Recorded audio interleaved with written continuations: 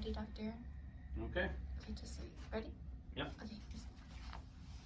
3, 2, 1. All right. Good evening. Welcome to our talk tonight. Sorry we're starting just a little bit late.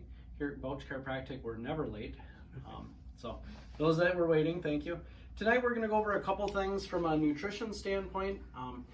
Part of this talk, this time of year we start getting our weekend warriors, especially our golfers, our rakers, that we had talked a little bit about last month. And here we like to say that we're doing everything we tell you to do. I noticed this weekend golfing 18 holes, I was pretty cramped up later in the day, and so it got me thinking, even, boy, if I'm mineral deficient or if I'm getting cramps, some of you out there might be as well. So a couple things I'm going to go over tonight as far as what I do for muscle cramps. I'm going to go through some minerals. Dr. Matt's going to be speaking right after me, and finishing up will be a topic near and dear to my heart, coffee, which Dr. Lexi will be speaking on. So to get us started tonight, this time of year we start getting fresh fruits and vegetables, the farmers market, as we get into summer here, and this is the perfect time if your kids haven't been eating vegetables to get them started.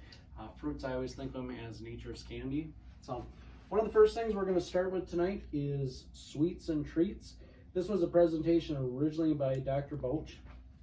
So a couple of different things as far as sweets and treats goes. Sugary drinks, even if you look at in the past 100 years, how many of our calories now come in a caloric, in a liquid form?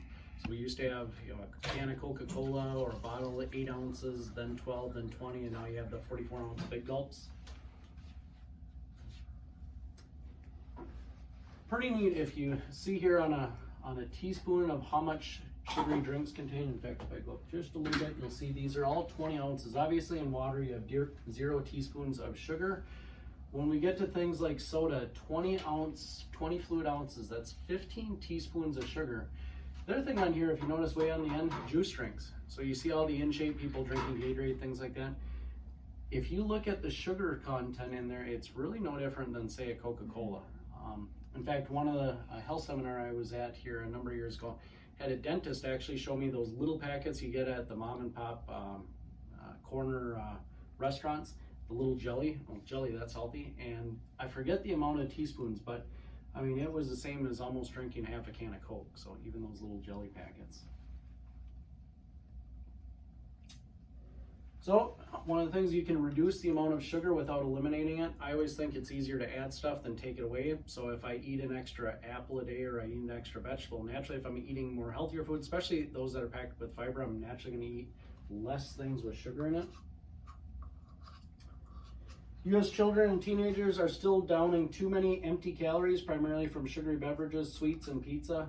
And one of the interesting things, I always think of like a McDonald's cheeseburger, which I get my cravings every now and then for McChicken and that. But if you look at, boy, these are on the dollar menu, but why aren't salads on there?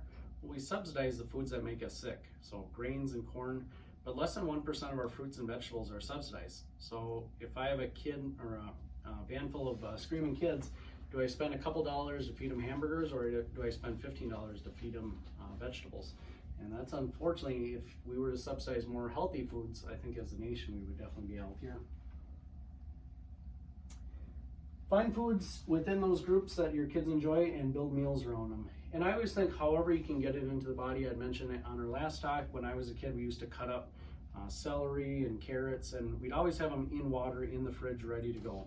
So that danger zone right when you get home from work, the first thing that most of us, if we're stressed out and hungry, is there something like chips or sugar. But if I can have something like broccoli mixed with one of my favorite food groups, ranch, even though there's some downsides to eating ranch, if I can just get in the habit of having vegetables when I get home, even that can help.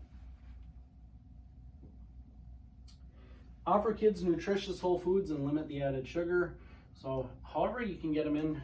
Kind of interesting, my sister had told me with her little nephew, the vitamins that he takes at night, he calls them candy. So they've got him trained now before the age of 3 that vitamins are candy.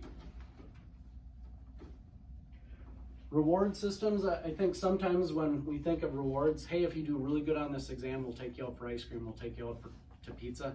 And that's just one of those things that we train. Even if it could be a healthy meal, hey, we'll make stir fry tonight. Or if we can make taco salad. Taco salad sometimes has 2,000 calories. I apologize tonight if you can't hear me, if there's any feedback. We're trying to do this without a mic tonight, so I'm trying to speak a little bit louder. Added sugar intake by source. So as I had mentioned before, if you look at all the age groups, 6 to 11, 12 to 19, 20 to 50, and over 51, look at the vast majority of sugar. It's in a lot of the drinks that we have. And that includes things like Gatorade and Powerade.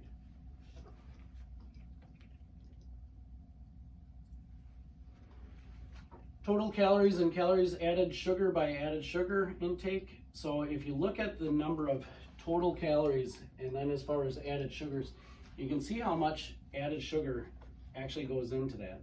You know, if you look at the back of a label, even where they're putting the serving sizes smaller and smaller. So even in say a 20-ounce bottle of Coke, it may say 2.5 servings in there. And so basically you have to double or 2.5 times what it says. So, and we've mentioned before in previous talks as far as sugar goes, if I can get kids to eat things with vegetables, minerals right away, and they start to become attracted to those tastes, they're going to be less likely to go for the sugary drinks. But if you get them hooked on sugary drinks and things like that right away, it's a whole lot tougher to introduce minerals. And one of the things that I mentioned earlier as far as minerals, cramping. And so if I get cramping in my legs, one of my first thoughts is 1, dehydration, and 2 is minerals.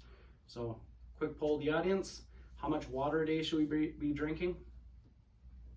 Half your body weight in ounces. Half your body weight in ounces. Yep. So if you weigh 200 pounds, you should drink about 100 ounces of water. I've actually lightened that a little bit. Sometimes I go a little bit, a third to half your body weight, because one of the things that I'm seeing is if I drink just a ton of water, but I don't replace the electrolytes in it, and those are your body salts or your minerals, you can actually be more prone to cramping. It's almost counterintuitive. I've seen, I had a patient even here last month, she was getting swelling in her legs, and it was from drinking too much water and not replacing the electrolytes. So too much sodium can cause swelling, the same as too little sodium. One of the things as I switch here, so if I look at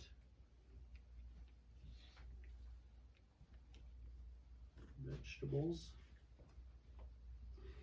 and we've mentioned this before, so how can I get some extra minerals into the diet? Well, the best source of that is deep leafy greens and vegetables. So if I take a food drink diary, if I look at all these foods here, generally anything that's green I think of as healthy, except for like green M&Ms. Those are not healthy. But a lot of these green vegetables here are a good source of minerals.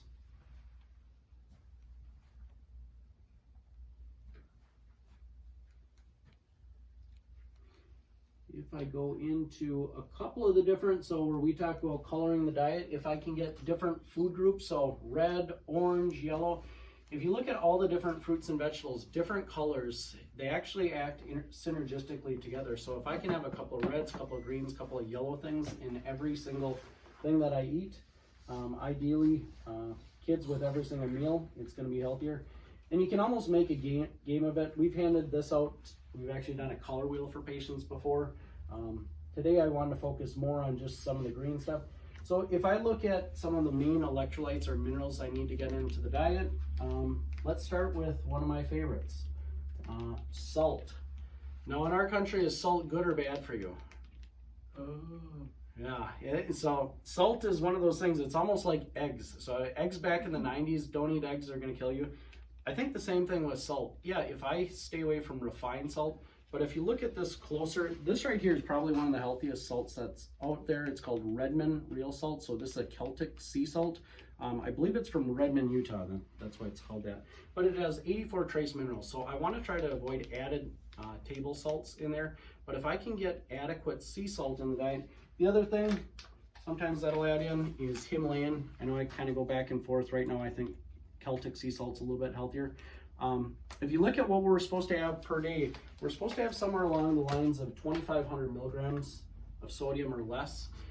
Some of the lowest rates of heart disease actually occur around 5,000 milligrams, so double what they tell us. I think part of those studies, they go back to the mid-'80s. If I'm dealing with table salt, yeah, I want to avoid that. But if I can get plenty of added sea salt in the diet, in fact, what I'll usually do in the morning is if I'm sweating or running a lot, I'll take a half teaspoon of this to start out my day, just in some warm water with lemon juice. This is another way how to get minerals into the body. So let's say you're taking something that blocks stomach acid, so it's tough to absorb. I actually take these are Epsom salts, and you can put a cup or two in a bath, and this is a way to get magnesium into the body if you didn't want to take it in supplement form. Our different forms of minerals that we use here, magnesium glycinate. So this is magnesium bound to a glycine amino acid. It's one of the smallest, I believe the smallest amino acid, but it's a more absorbable form than say like a mag oxide that you would find at Walmart or Walgreens or other big box stores. Reacted is basically, we tie these to amino acids so they're easier to absorb. A couple of main things that I take this time here. Eye twitching, muscle twitching, trouble sleeping. If a person's stressed, my first thought is, what's your magnesium status? And if you really want to know it, you have to get what's called a red blood cell magnesium test. I believe I've done a whole presentation on what minerals, what to look for. We'll probably do a future talk on what minerals to look for. Last thing this time of year before I bring up Dr. Matt, we've had, this has probably been one of the worst allergy seasons that we've seen here. This is our product we use in the office. It's called D-Hist. It's not an antihistamine.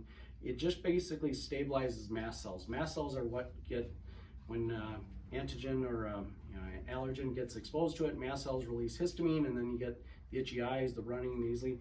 This has a product in here called quercetin, and quercetin helps stabilize mast cells. It's also got a stinging nettle product in here. So this is what we'll use. One of the things, my car has been full of pollen every day, so for some of you people out there that are really suffering, orthomolecular, this is one of their top products, and it won't make you drowsy like some of the antihistamines out there. So with that, I will bring up Dr. Matt to give a talk shortly.